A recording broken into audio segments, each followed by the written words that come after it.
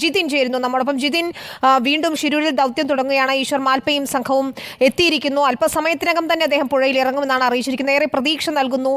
ജിതിനെ പോലെ തന്നെ ഞങ്ങൾക്ക് ഓരോരുത്തർക്കും പ്രതീക്ഷ നൽകുന്ന ഒരു വാർത്ത തന്നെയാണ് വരുന്നത്. എങ്ങനെയായിരിക്കും ആ തിരച്ചിൽ എന്നത് ഒരു ആശങ്കയുണ്ടായിരുന്ന സമയത്താണ് ഈശ്വർ മാൽപ്പ എത്തുന്നത്. ഷിരൂരിൽ കാർവാർ MLA ഒക്കെ എത്തി ഇതിൽ നിർദ്ദേശങ്ങൾ നൽകുന്നത് നമ്മൾ കണ്ടതാണ്. ഈ നിമിഷം ഇപ്പോൾ അവിടെ നിൽക്കുമ്പോൾ ജിതിന് പങ്കുവെക്കാവുന്ന ഏറ്റവും വലിയ പ്രതീക്ഷ എന്താണ്?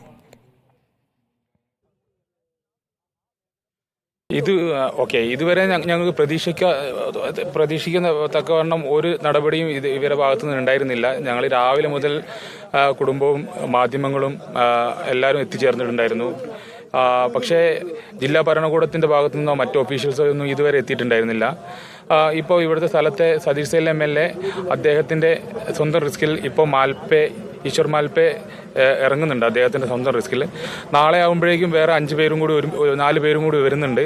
അവരൊരുമിച്ച് 5 പേരായിട്ട് നാളെ ഡൈവ് ചെയ്യും. 8 മണി മുതൽ സ്റ്റാർട്ട് ചെയ്യുന്നതാണ് ഇപ്പോൾ അറിയാൻ പറ്റിയത്. ജിതിൻ, ഇന്നിപ്പോൾ നമുക്ക് കുറച്ച് സമയമേ ലഭിക്കൂ എന്നറിയാം.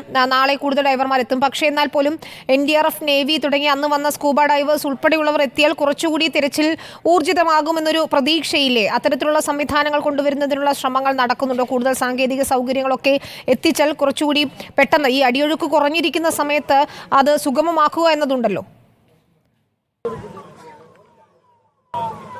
അതെ, തീർച്ചയായിട്ടും. ഇപ്പോൾ സതീഷ് സേൽ MLA വാക്കുകൾ നോക്കുകയാണെങ്കിൽ NDRFും SDRFും നാളെ എത്തിച്ചേരും തന്നെയാണ് അറിയാൻ പറ്റിയത്. നേവിയുടെ കാര്യത്തിൽ ഒരു വ്യക്തത കുറവുണ്ട്. അതെന്താ സാഹചര്യം എന്ന് നമുക്ക് മനസ്സിലായിട്ടില്ല. അതിനോട് അദ്ദേഹം ഒരു പ്രതികരണം നടത്താൻ തയ്യാറായിട്ടില്ല.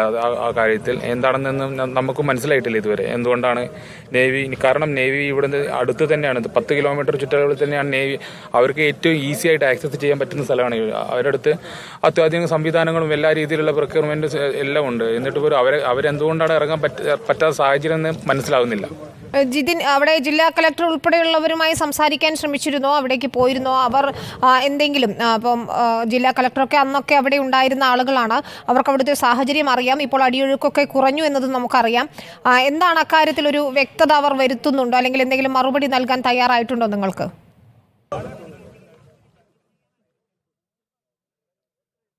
ഇല്ല, നമ്മൾ ബന്ധപ്പെടാൻ ശ്രമിച്ചിട്ടുണ്ടായിരുന്നു. പക്ഷേ അവരെ കിട്ടിയിട്ടില്ല. പക്ഷേ ഇപ്പോൾ കുറച്ച് മുന്നേ എൻ്റെ വൈഫ് അഞ്ജുവിനെ വിളിച്ചിട്ടുണ്ടായിരുന്നു. മേഡം ഇവിടുത്തെ കാര്യങ്ങളൊക്കെ അപ്ഡേറ്റ് ചെയ്ത് കൊടുത്തു എന്നാണ് പറഞ്ഞത്.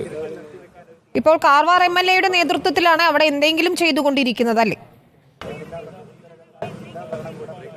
തീർച്ചയായിട്ടും അദ്ദേഹത്തിന്റെ നിയന്ത്രണത്തിലാണ് ഇനിയുള്ള കാര്യങ്ങൾ ചെയ്യാൻ പോകുന്നതെന്നാണ് മനസ്സിലാക്കുന്നത്.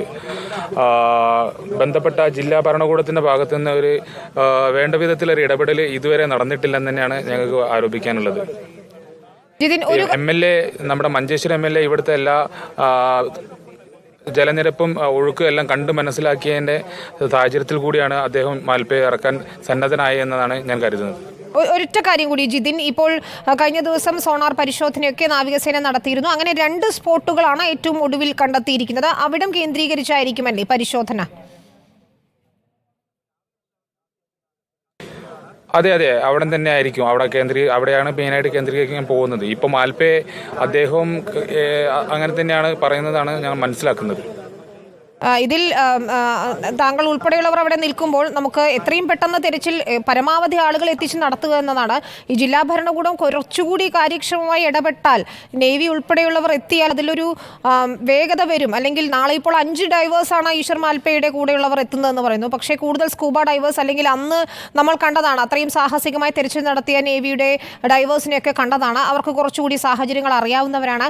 അത്തരം ആളുകളെ കൂടി കുറച്ചുകൂടി എത്തിക്കേണ്ടതുണ്ട്. കാരണം ഇന്നിപ്പോൾ എത്ര മണിക്കൂർ തിരച്ചിൽ നടത്താൻ പറ്റുമെന്ന് അറിയില്ല.